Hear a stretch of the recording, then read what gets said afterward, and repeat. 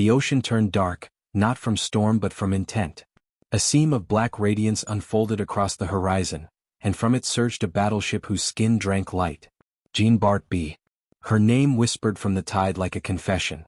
She did not arrive with sound. She arrived with absence. The sea recoiled. The sky dimmed. The ship was painted in black, but it was more than paint. It was verdict. Her hull was matte void, without reflection, without compromise. Guns protruded like judgment, their barrels faintly veined with ash-gray heat. Along her armor, faint silver runes of light slid like dust caught in candle glow, appearing and vanishing before they could be read. Smoke did not rise from her funnels. It fell, folding into the sea as though gravity had reversed its right. Every rivet glimmered faintly, as if each one were an eye refusing to close. Her wake was wrong. It advanced ahead of her, black waves curling forward into silence. The ocean was not displaced, it was erased, leaving behind hollows in which stars reflected even at noon. Fish did not scatter, they vanished. The water itself forgot to be water where she passed. Figures walked the decks, shadows made from thicker shadows, uniforms rendered in absence. They saluted doors that opened into nowhere, secured ropes that tied themselves into knots of smoke. Their eyes glowed faintly white, like embers of paper burnt too fast. None spoke. Their mouths moved in silence, a silence that carried further than thunder. The guns fired.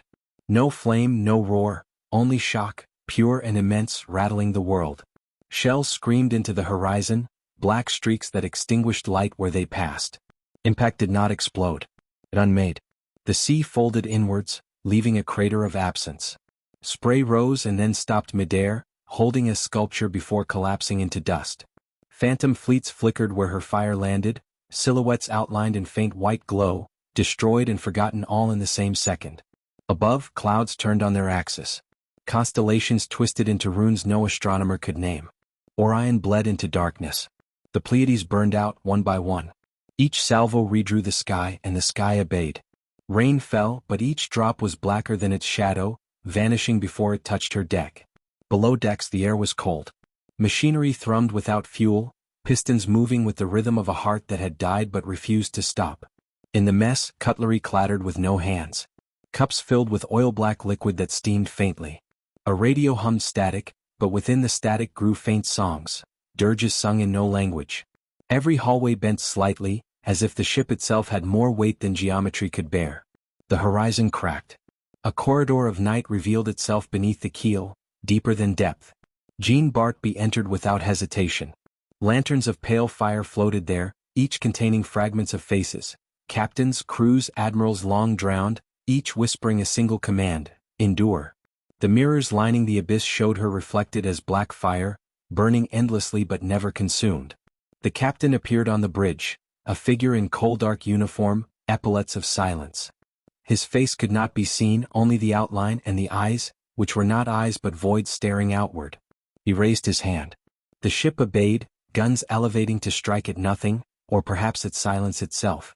The salvo thundered not in sound but in subtraction. Time bent. For one moment, noon became midnight and midnight became noon. The sea resealed. The sky returned to stillness. Clouds regained shape. Light returned.